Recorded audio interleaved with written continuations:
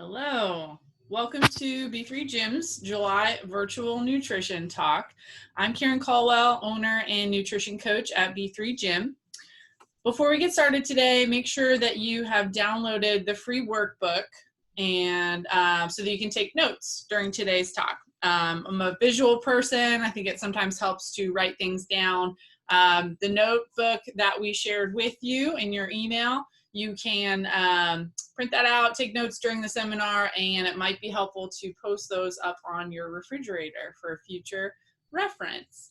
I also wanted to thank you for attending today's seminar. I will be hosting a free virtual nutrition talk once a month moving forward with the goal of providing you with helpful information and resources to help you take control of your health. This month, we're going to be focusing on 5 strategies to overcome boredom and stress eating. All right, so at B3 Gym, we believe something as fundamental as nutrition should not be complicated. There are so many different diets out there, and there's so much mixed information, it can often be really overwhelming. My goal is to help empower you to make better choices and build better habits around your nutrition. So when we look at the fitness pyramid, nutrition is the foundation. We have to dial in our nutrition first in order to see the results that we're looking for. So many of us eat when we're bored or stressed and we don't even realize it. I am included in that group as well. It just becomes part of our routine. But just because boredom and stress eating is really common, it doesn't mean that it's something that we have to continue to do. It's important to remember, especially now that a lot of us are still working from home, that our brains need to take a break. It's absolutely normal and healthy to give your brain a break and change your focus. In fact, research shows that when we take planned breaks, we're actually more productive. We also commonly encounter a lot of stress throughout the day, and stress is a normal part of our daily lives. But how we deal with and manage our stress is extremely important. When we stop eating from boredom or as a response to stress, we actually see some really positive outcomes. Some of those include decreased bloating, stabilized blood sugar, so we're not always crashing every couple hours, decreased overall calories, which often leads to easier weight loss, increased confidence and self-control, and even saving money on groceries. Who doesn't like that? All right, so let's get into our 5 strategies to overcome boredom and stress eating. If you're following along in your workbook, you can go ahead and write down strategy number 1, and we're going to talk about this now. Fix your mindset. So let's think about how we classify things as boring. Different things are going to be different, or you're going to be boring to different people.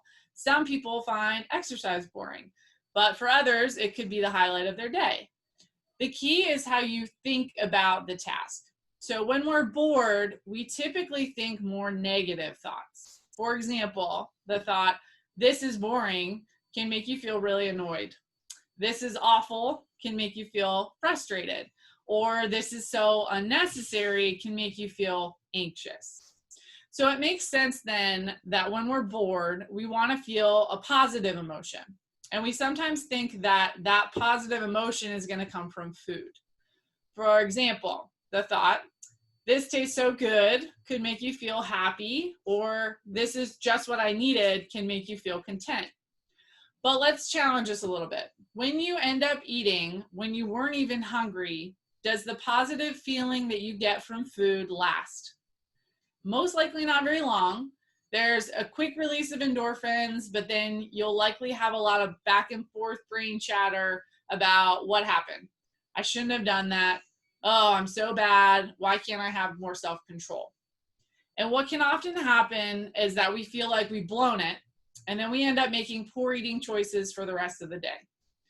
The positive feeling from boredom eating is short-lived and often will leave you feeling worse. So how can we fix these thoughts? Try some of these thoughts instead. "I can't wait to finish this task so I can do what I really want to be doing right now." "How can I make this task more enjoyable?" And this is one I like to use. "Everyone has to do some things that they don't want to do, but this is just one of those things that I have to do." So the shift in mindset is really key to stopping your boredom eating. So now we're going to move on to strategy number 2, and this is going to be our closet clean out. So try not to have junk food easily available. Even better, if you don't have it in the house at all, it's a lot easier for you to not be tempted in a moment of weakness. So not even having it in your house is going to be your best bet. I would encourage you to learn how to read the nutrition facts labels as well to understand what's really in some of the foods that you're eating.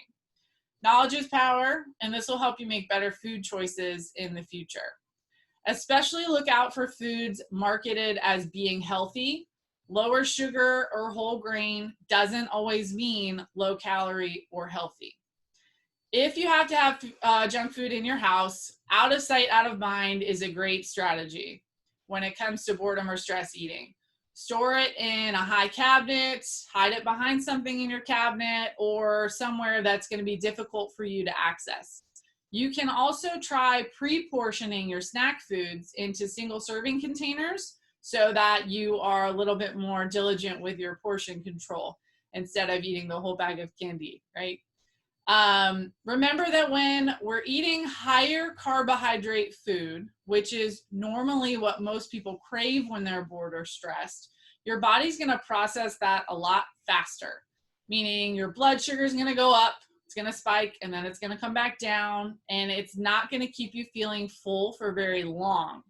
So not only do you want to clean out your closet, but you also want to set yourself up for success and stock up with some healthy options.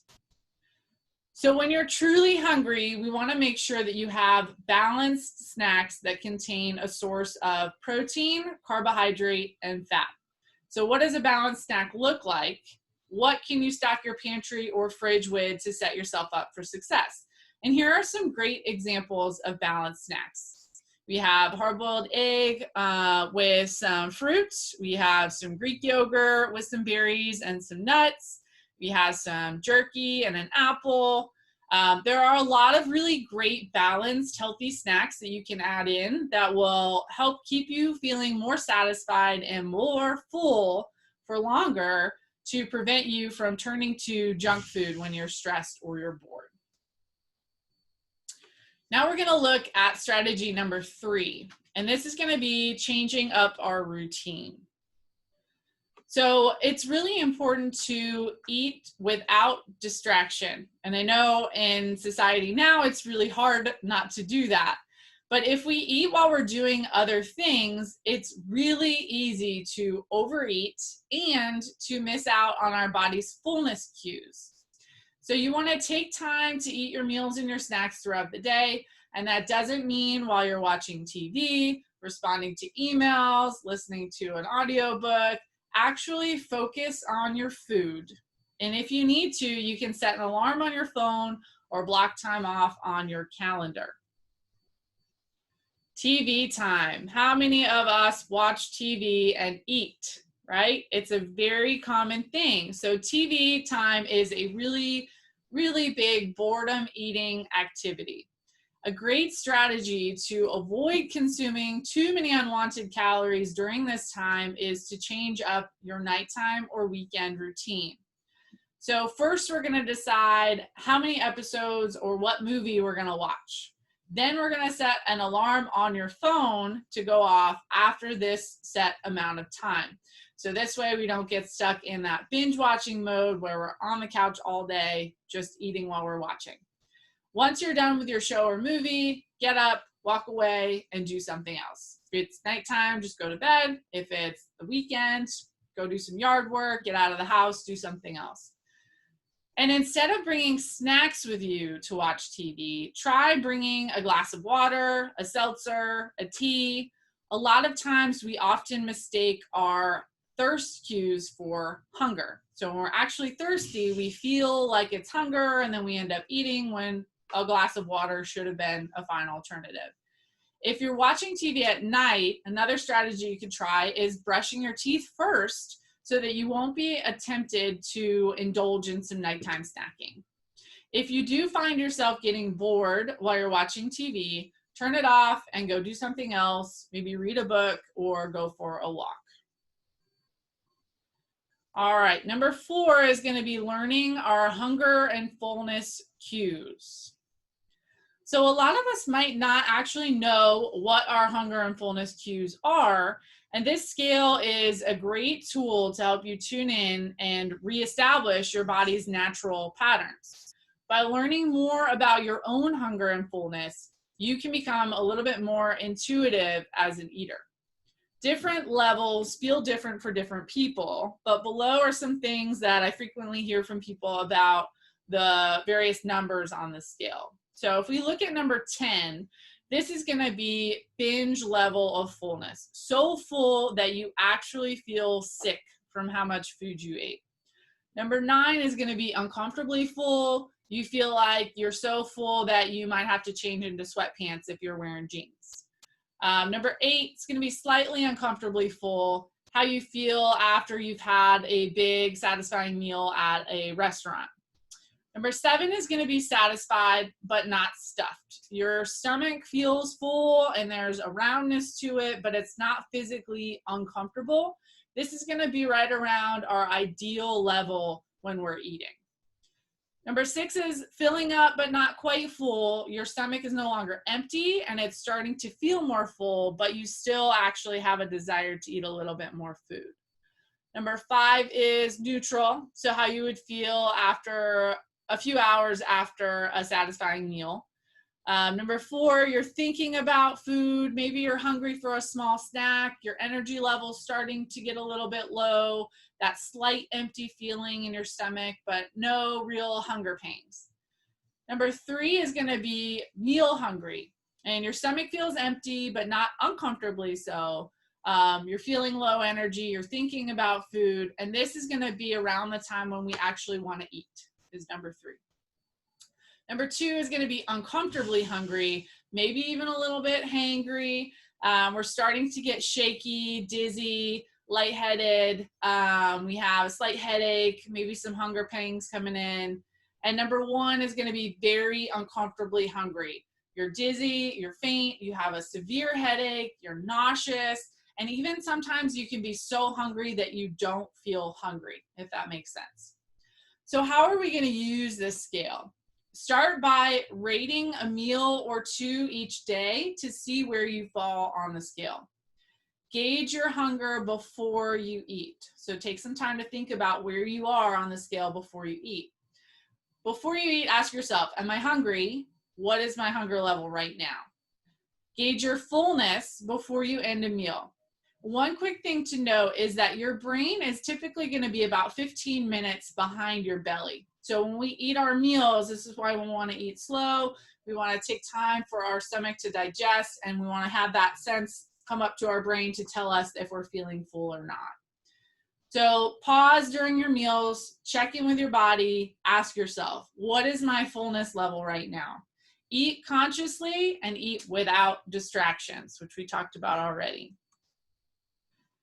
All right, our last one is going to be number 5, and this is going to be practicing mindful stress management.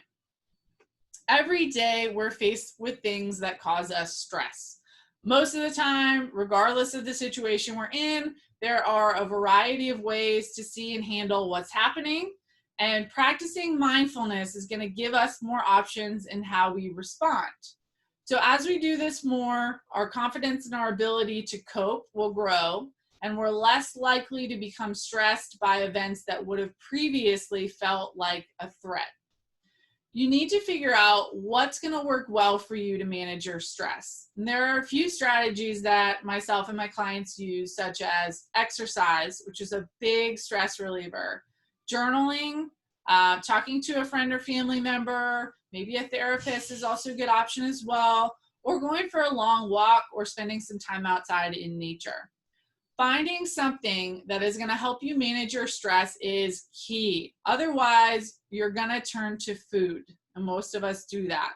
Like we talked about before, food tends to make you feel good in the moment, but it's not a long-term solution to your stress.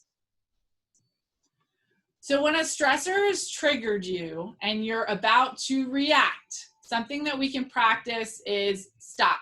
And this is going to help us be a little bit more mindful. So stop, these 4 steps here. Number 1, we're going to slow down. Number 2, we're going to take a breath. Number 3, we're going to observe what we're feeling in our body, what we're thinking, what possibilities are happening around us. Think about different options and how we're going to respond. And then proceed, we're going to consider multiple possibilities. What are some other ways that I can respond to this stressor? So rather than reacting right away to the stress that's coming at us, we want to take a little bit of time to respond appropriately, okay?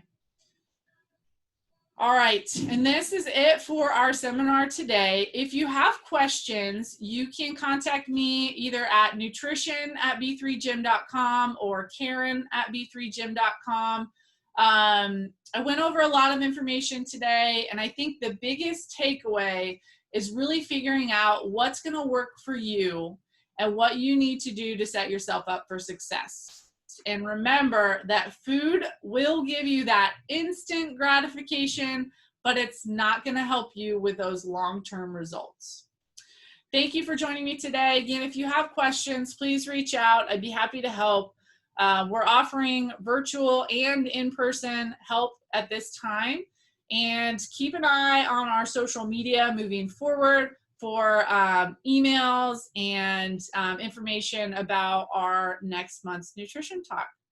Thanks again for joining me, and I will see you next time.